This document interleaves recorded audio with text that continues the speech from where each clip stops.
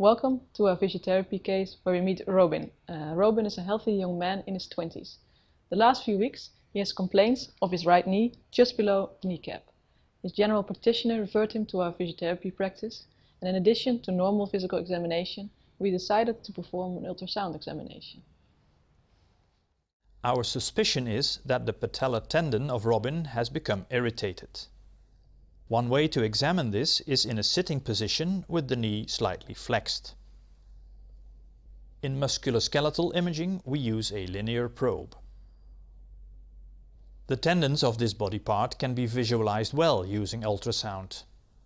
They should be visible as a grey structure with white delineation. Slight tilting of the probe results in these images. We see that the structure that should indicate the patellar tendon changes from grey to more black. Other structures are not that much changing in color, thus this effect seems quite odd. The effects are best visible in the longitudinal viewing direction. Rotating the probe to image the transverse direction yields the same results. In this ultrasound examination we saw some odd signals coming from his patellar tendon. We would like you to give a possible explanation for the image we saw.